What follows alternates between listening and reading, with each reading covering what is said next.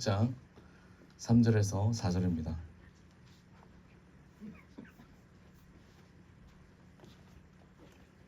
두 절이니 다 같이 한 목소리로 읽어보도록 하겠습니다. 같이 읽어보겠습니다. 시작.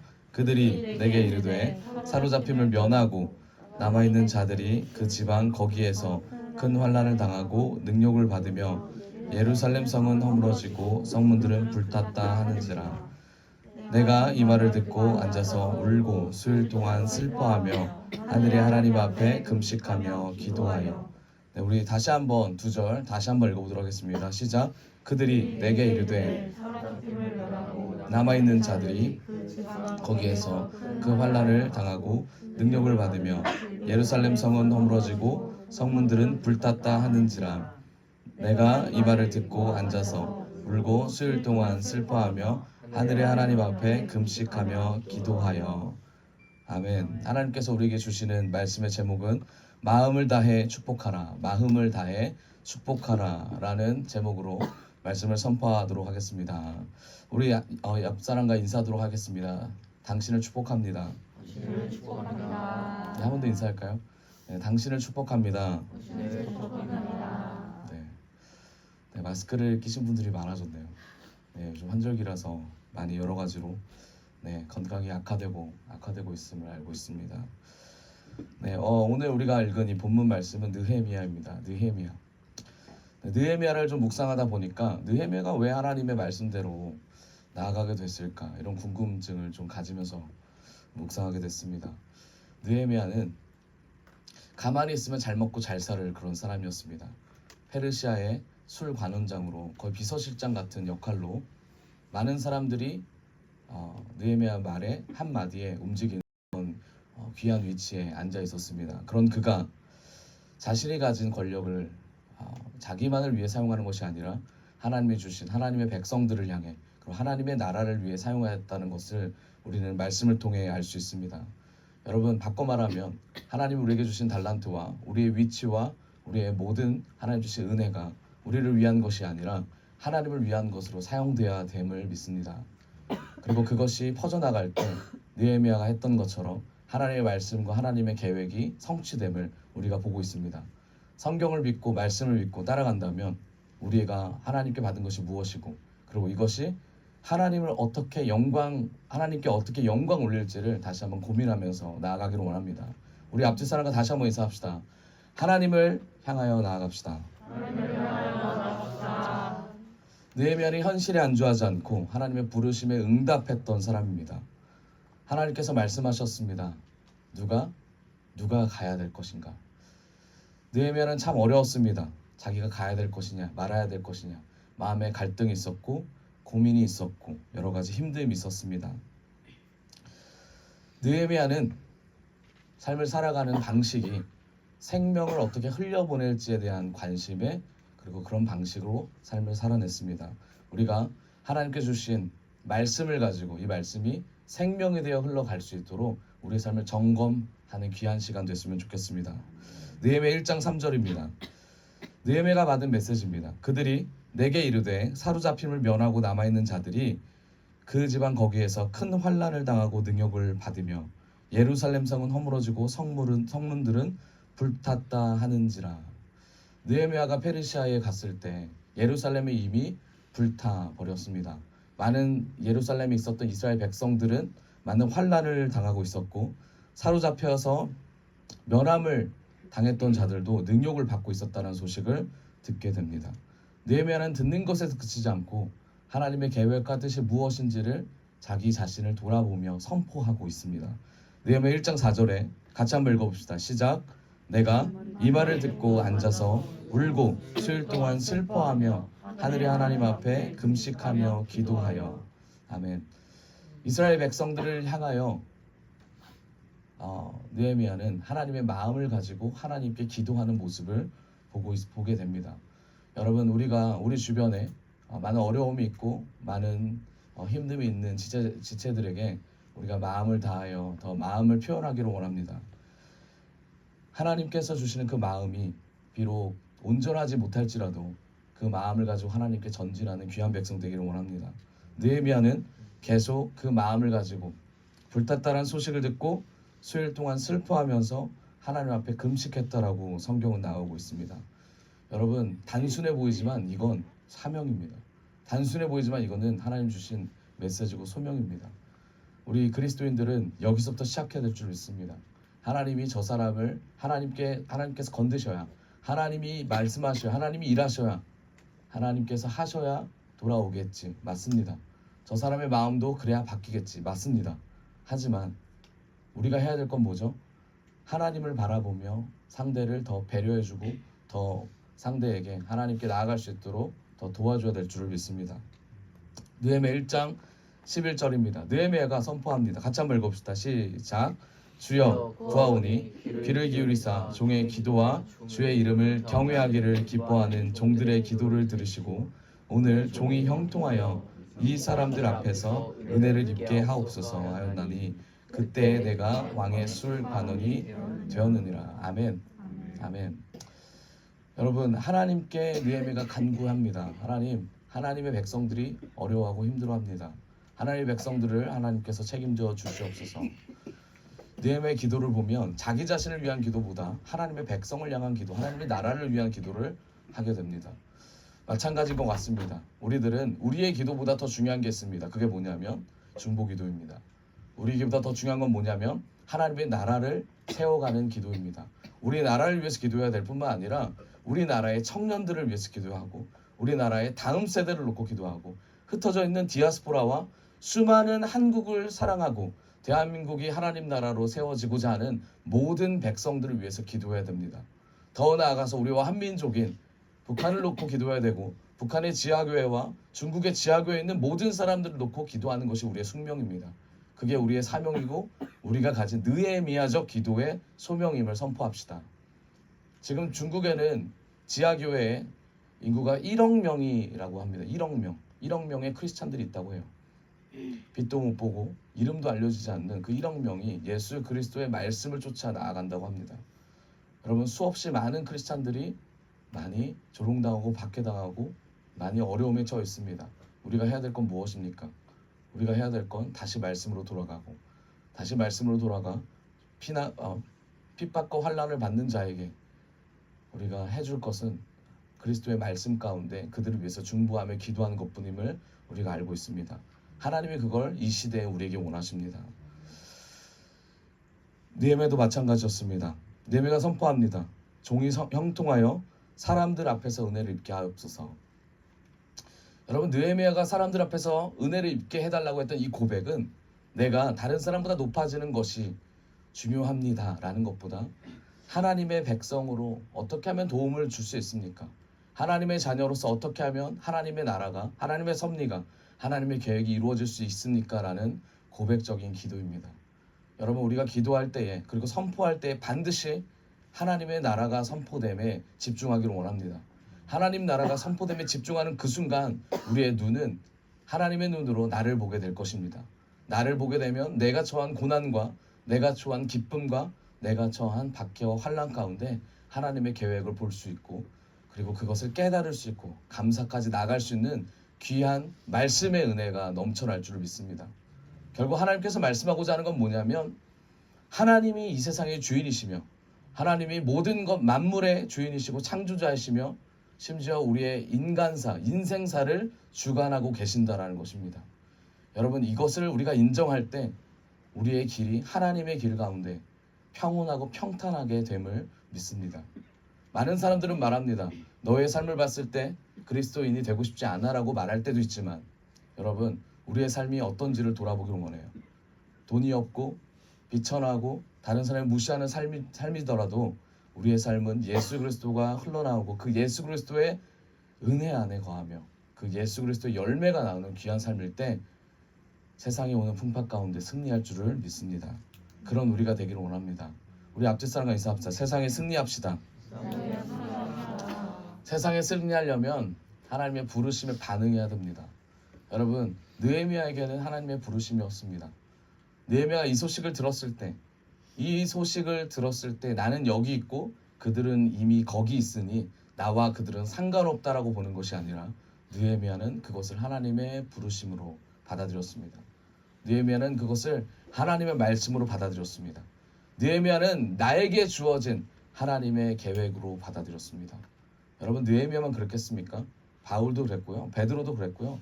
에스더도 마찬가지로 그랬습니다. 여러분, 많은 선지자와 많은 하나님의 사람들은 하나님이 지금 이 시간 나에게 무엇을 말씀하고 무엇을 원하는지에 대한 관심과 기대가 있습니다. 그런 기대가 우리에게 있습니까? 지금 이 시간 우리에게 말씀을 주시는 하나님에 대한 기대가 있습니까? 그 기대가 우리에게 있길 원합니다. 주님, 이 말씀을 통하여 하나님 듣고자 하는, 내가 듣고자 하는 것을 듣는 것이 아니라 하나님이 말씀하는 것을 들을 수 있는 길을 열어 주시옵소서. 마음을 열게 하여 주시옵소서. 그래서 나는 살 수 없지만 살아낼 수 있는 힘을 주시옵소서. 하나님 도와주시옵소서. 이게 하나님께 우리가 선포해야 될 기도의 메시지입니다. 그래야 우리가 우리 자신의 한계를 넘어 하나님 주신 은혜 가운데 기쁨으로 나아가게 될 줄을 믿습니다. 부르심에 응답하려면, 그리고 부르심에 응답하는 사람은 반드시 두 가지가 필요합니다. 뭐가 필요하냐면 첫 번째로 준비가 되어야 됩니다. 여러분, 하나님의 자녀로서 크리스찬으로서 어떤 준비를 하고 계십니까? 어떤 준비를 하고 어떻게 나아가고자 하십니까? 여러분, 준비라고 하는 거는 내가 어디를 가기 위한 옷차림이 아닙니다. 내가 무엇을 하기 위한 어떠한 준비 태세를 얘기하는 것이 아닙니다.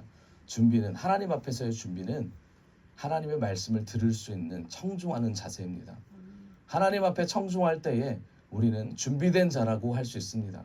아무리 능력 있고 아무리 힘이 있고 아무리 지위와 돈과 권력과 다른 사람들이 가지고 있는 모든 것이 많을지라도 하나님의 말씀을 들으려고 하지 않는 자는 준비된 자가 아닙니다. 하나님의 말씀을 들을 때에 비로소 부족하고 연약하지만, 세상으로 무시당하지만 하나님은 그 사람을 들어 쓰실 줄을 믿습니다.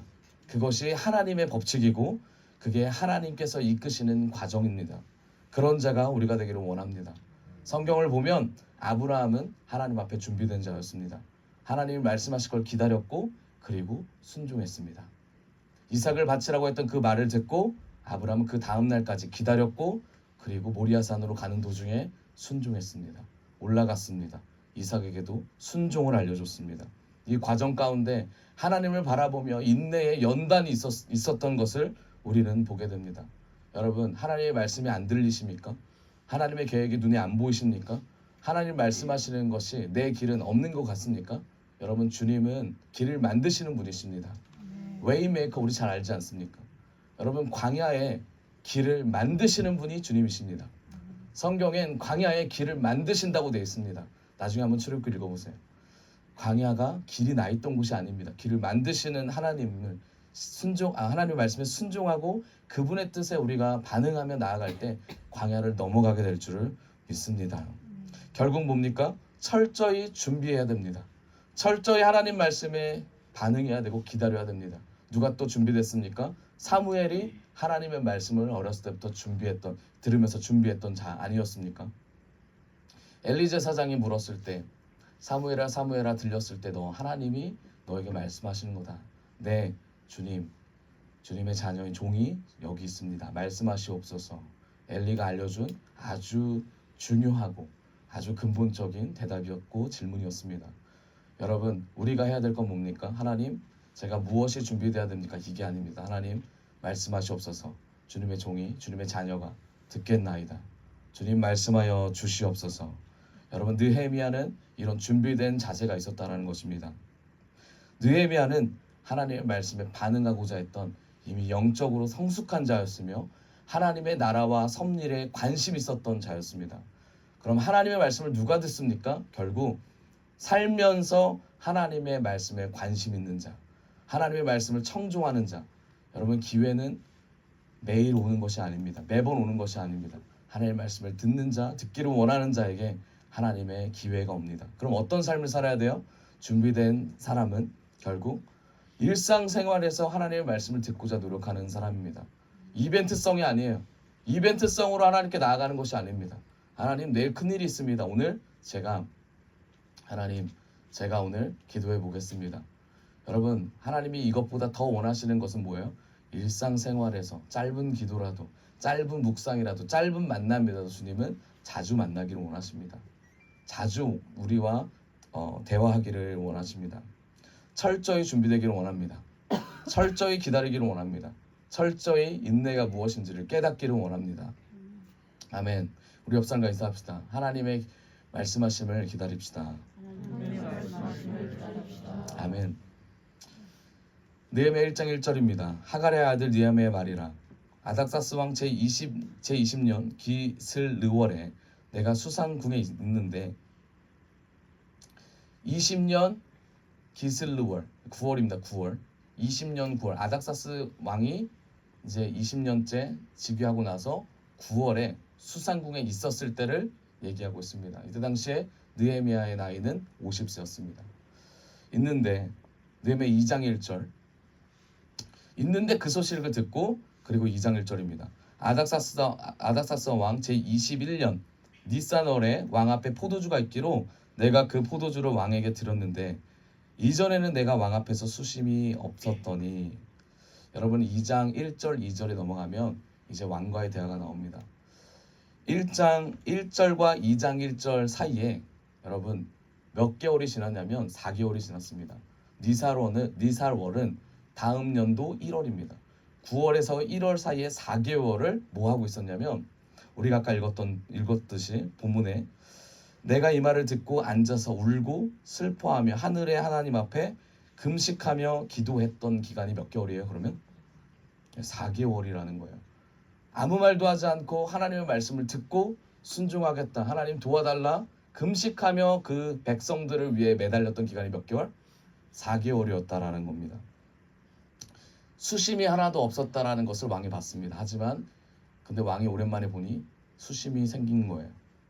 이전에는 내가 왕 앞에서 수심이 없었더니 자기가 고백합니다. 느헤미야가 2장 2절입니다. 같이 한번 읽어볼까요? 같이 한번 읽어보겠습니다. 시작. 왕이 내게 이르시되 내가 병이 없거늘 어찌하여 얼굴에 수심이 있느냐 이는 내 마음에 근심이 있으리로다 하더라. 그때에 내가 크게 두려워하여 왕이 말합니다. 네 자리가 그리고 네가 하는 모든 것 중에 네가 수심이 있을 리가 없는데 그리고 이전에도 없었던 네가 병도 없었던 네가 왜 수심이 있느냐. 정말 수심이 없어 보였던 자가 수심이 있어 보였나 봐요. 그래서 왕이 물어봅니다.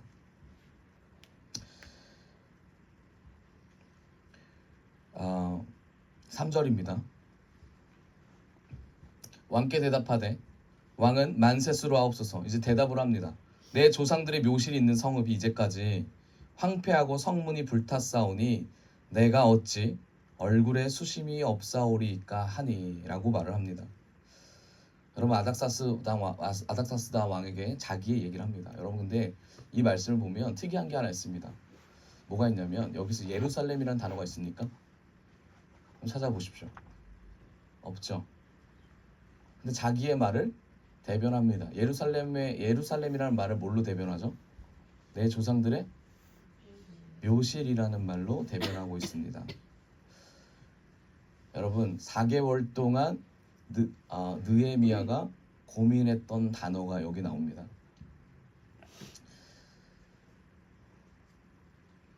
느헤미야는 하나님께 간구했던 내용이 뭐였냐면 하나님이 하실 걸 기대하는데 제가 하나님 앞에 무엇을 해야 합니까? 라는 간구를 했습니다. 결국 아닥사스다 왕이 자기에게 물을 것도 예상했다라는 거죠. 예상했을 때 내가 하나님 무엇을 선포해야 됩니까? 라는 것을 물었다라는 거예요. 그럼 왜 그랬을까? 에스라 4장에 보면 이런 말이 나옵니다. 4장에 보면 이런 말이 나와요. 어떤 말이 나오냐면 당시에 성전 건축이 있었습니다. 에스라 4장에 꺼주세요. 에스라 4장에 성전 건축이 있었는데 그때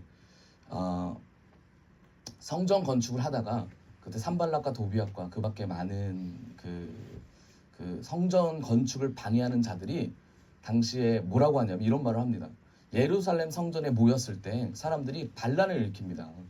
예루살렘의 성전에 모이고 예루살렘에 모이면 이스라엘 백성들은 반드시 반역을 일으킬 겁니다 라고 말을 합니다. 그러니까 뭐라고 하냐면 그때 당시에 이제 여러 왕들이 있었는데 특히 아닥사스다 왕이 당시 동시대의 왕입니다. 아닥사스다 왕이 뭐라고 하냐면 그 말을 듣습니다. 그 말을 듣고 뭐라고 하냐면 성전 건축하는 것을 막아라. 성전 건축하는 것을 그만둬라라고 조서를 내립니다. 그런 시기가 있었습니다. 있었음에도 불구하고 그 다음에 느헤미야가 이 얘기를 어떻게 할까 하나님께 고민하고 지금 이 얘기를 꺼낸 거예요. 예루살렘이라는 단어를 썼을 때 아닥사스다 왕은 어떤 마음이 들을까요? 아, 얘네 또 반란할 수 있겠구나. 반역할 수 있겠구나. 그런데 느헤미야는 하나님께서 주신 지혜로 말미암아 뭐라고 하냐면 조상들의 묘역이 불탔다. 그래서 내 마음이 힘들다. 그럼 뭐라고 합니까? 4장 19절. 에스라 4장 19절. 명령하여 살펴보니 과연 이 성읍이 예로부터 왕들을 거역하며 그 중에서 항상 패역하고 반역한 일을 행하였으며 라고 성경에 나와 있습니다. 그래서 에스라가 아니라 느헤미야가 아닥사스다 왕에게 요청할 때에 예루살렘이라는 말을 빼고 조상들의 묘역을 부드럽게 말하고 있습니다. 여러분, 그리고 나서 왕이 뭐라고 하냐면 그래 네가 원하는 게 뭐냐라고 말합니다. 근데 여러분 우리가 생각해야 될 게 있습니다. 느헤미야가 그냥 왕이 말하는 것을 반응하며 대답했냐? 그게 아닙니다.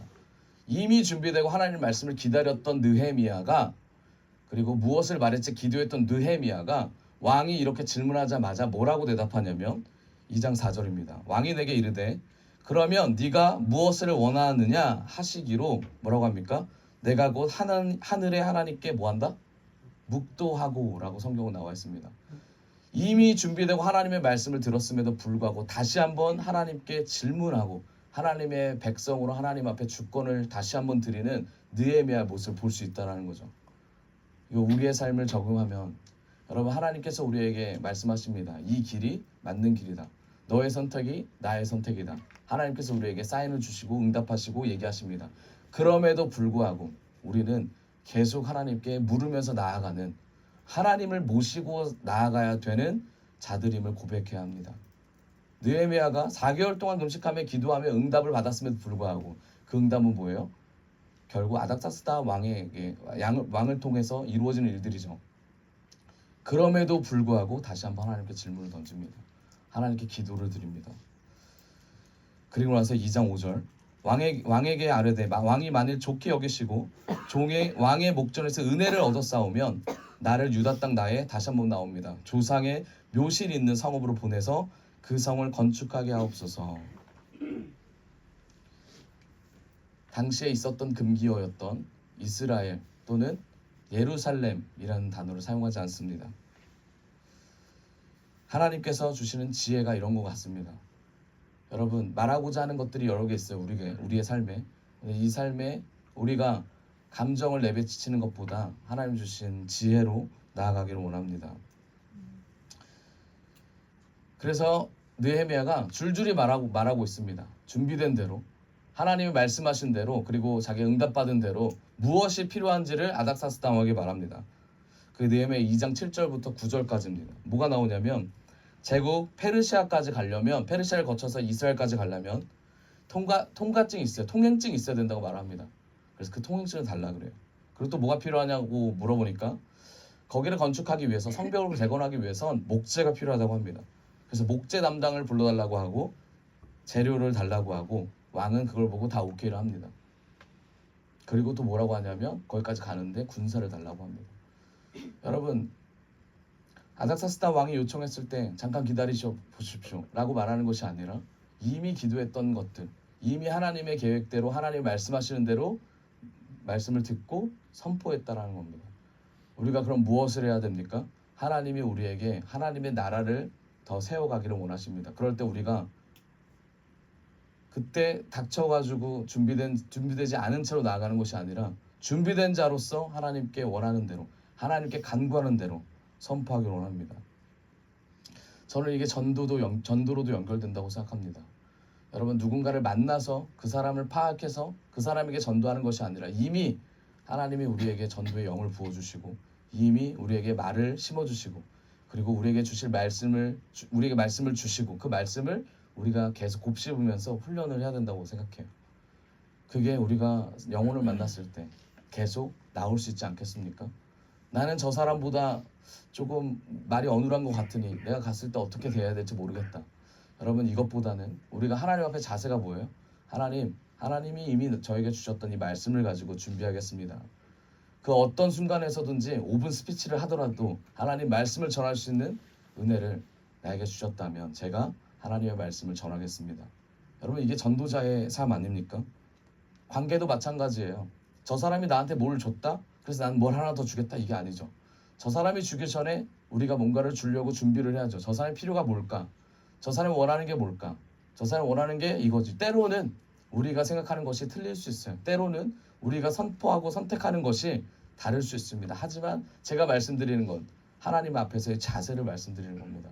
하나님 앞에서의 태도를 말씀드리는 거예요. 결국은 하나님이 느헤미야를 이끄십니다. 아닥사스 왕을 통해서 다시 예루살렘의 성벽을 건축하기 시작합니다. 느헤미야 2장 8절, 왕의 삼림 감독 아삽에게 조서를 내립니다. 그가 성전에 속한 영문의 문과 성곽과 내가 들어갈 집을 위하여 들보롯을 제목을 내게 주게 하옵소서 하매 내 하나님의 선한 소리 나를 도우심으로 왕이 허락하고. 여러분, 느헤미야가 말했지만 느헤미야의 중심에 뭐가 있어요? 하나님의 선한 손이 있다라고 고백합니다. 여러분, 나된 거, 내가 된 것은 하나님의 은혜입니다. 이게 우리가 선포해야 될 메시지죠. 하나님을 선포합시다.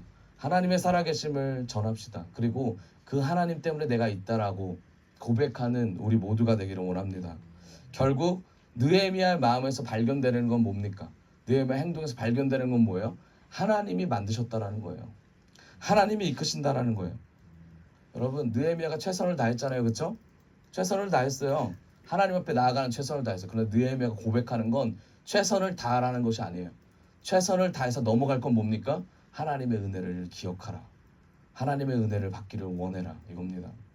여러분, 우리는 매 순간 최선을 다하려고 합니다. 그리고 최선을 다하는 게 잘못된 게 아니에요. 그렇지만 최선으로 할 수 없는 것들이 너무나 많아요. 최선보다 더 중요한 건 하나님의 은혜입니다. 하나님의 은혜를 간구할 때 모든 것에 합하신 주님, 모든 것을 이끄시는 하나님께서 은혜 가운데 임할 줄을 믿습니다. 잠언 21장 1절, 왕의 마음이 여호와의 손에 있음이 마치 봇물과 같아서 그가 임의로 인도하시느니라. 아멘. 그 어떠한 왕도 하나님께서 주관하십니다. 여호와의 손에 있습니다. 관계에 어려움이 있으십니까? 마음에 힘듦이 있으십니까? 결국 하나님이 붙잡고 있다라는 거예요. 성경 말씀이, 여러분, 이 말씀에 해답이 있습니다. 이 말씀을 우리가 부정할 수 없잖아요. 이 말씀이 그렇다는데 우리가 믿어야 되잖아요. 그럼 믿음을 달라고 간구하기를 원합니다. 모든 관계, 모든 직책과 모든 만물에 여호와의 손이 깃들어 있습니다. 여호와의 은혜가 깃들어 있습니다. 그 은혜를 인정하며 나아갈 때 하나님이 반드시 관계뿐만 아니라 상황도 풀어주실 줄을 믿습니다.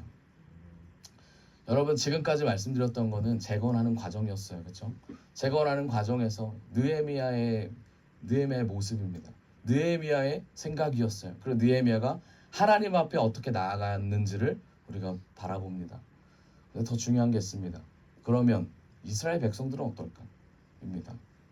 느헤미야가 이렇게 하나님 앞에 고군분투하고 있을 때 이스라엘 백성들은 어떻게 살아갈까? 여러분, 마찬가지로 느헤미야를 통해서 하나님의 성벽이 재건되고 하나님이 있다라는 사실을 느헤미야를 통해서 선포가 됩니다. 그리고 나서 이스라엘 백성들도 하나님의 살아계심을 선포합니다. 마찬가지로. 그런데 중요한 건 하나님께서 원하시는 메시지라는 거죠. 이스라엘 백성들에게, 그래, 내가 너희의 하나님이야. 내가 너와 함께 있어. 그럼 너희가 할 게 뭔데? 너희가 보일 게 뭔데? 너희가 나를 섬기는 게 뭔데? 삶에서 내야 되는 게 뭔데? 느헤미야는 살아내는데. 그럼 그 다음에 우리가 살아야 될 건 뭘까?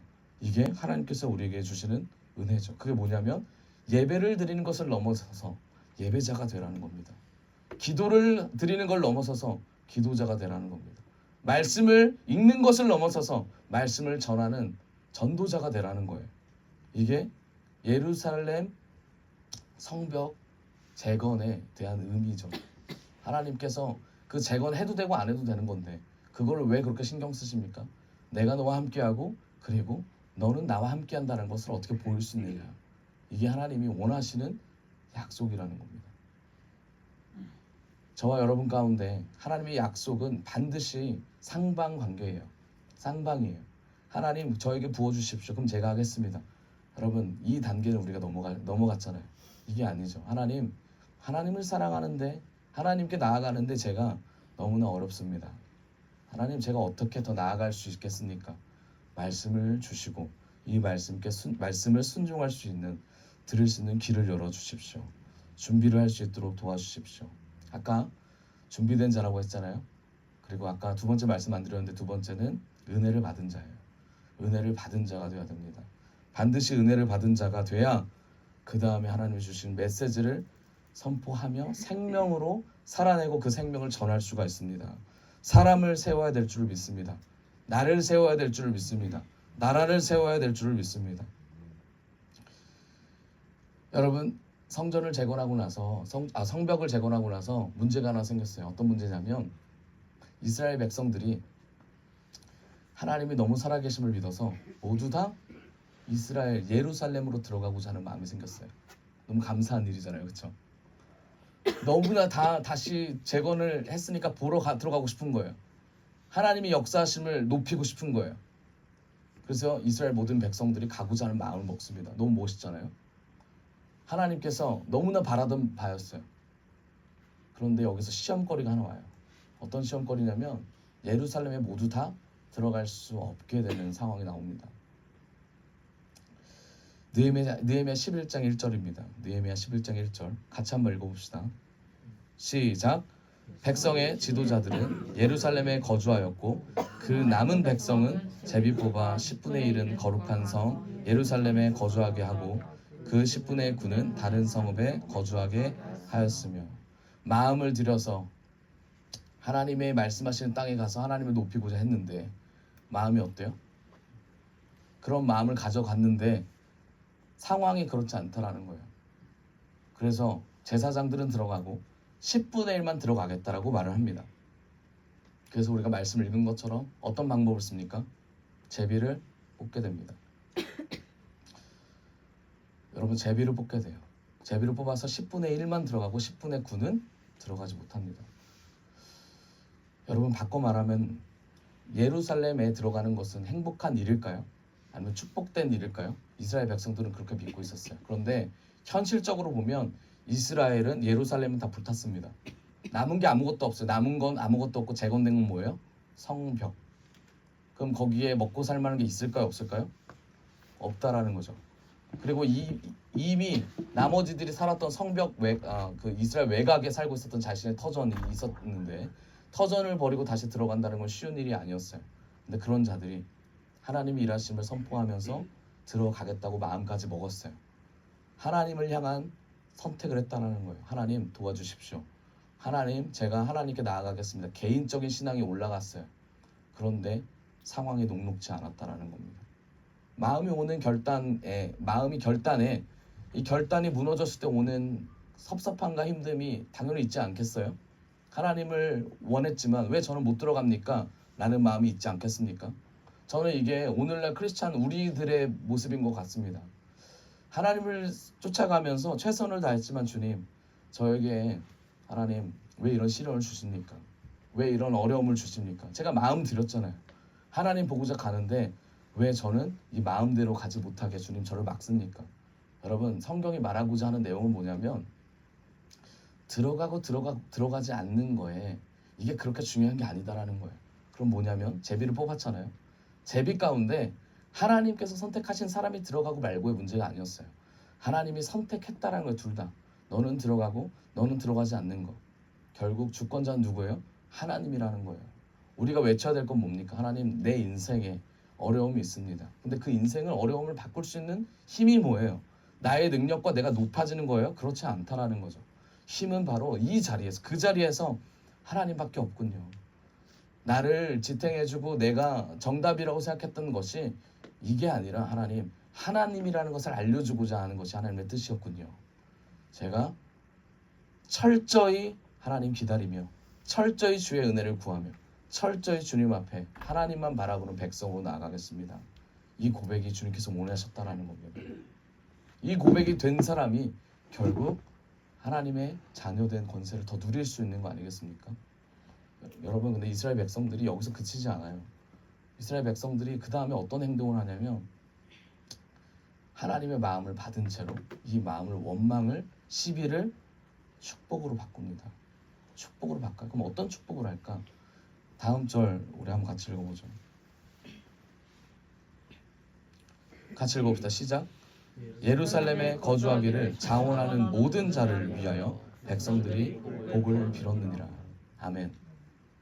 여러분, 이게 하나님께서 원하시는 공동체입니다. 하나님께서 원하시는 자녀된 권세예요. 우리가 선택했을지라도 그 선택에 하나님이 막을 때가 있어요.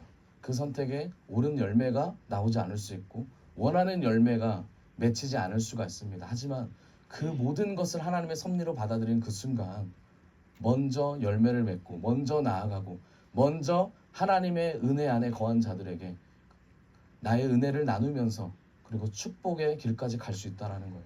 그리고 그렇게 가야 된다는 것이 오늘 메시지라는 거죠. 여러분, 온전한 축복은 뭐예요? 내가 가진 것을 하나님께 더 구하고 내가 가진 것을 하나님을 통하여 하나님께 주신 것을, 하나님께 받은 것을 더 전하는 것에 있지 않겠습니까? 이게 온전한 하나님의 자녀된 권세라고 저는 봅니다. 성경은 말합니다. 자신의 약함과 자신의 어려움을 품고 그냥 있는 것이 아니라 이런 감정에서 넘어지는 것이 아니라 상대를 그리고 먼저 들어가는 자들에게 축복해 주는 것. 성 밖에 있는 사람들이 복을 빌었습니다. 많이 어려웠을 거예요. 많이 힘들었을 거예요. 그럼에도 불구하고 하나님을 선택하며 하나님이 주신 은혜를 나눴음을 우리가 알고 있습니다.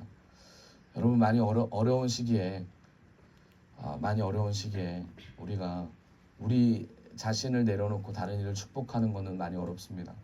그렇지만 주님이 이끄심에 우리는 감사하며 더 축복으로 우리의 고백을 하기를 원합니다.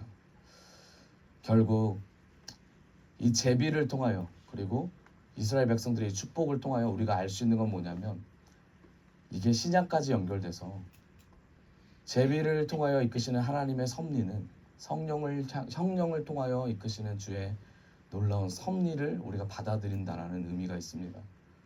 여러분, 매 순간 성령을 간구하기를 원합니다. 매 순간 성령 가운데 일하시는 하나님을 높이기를 원합니다.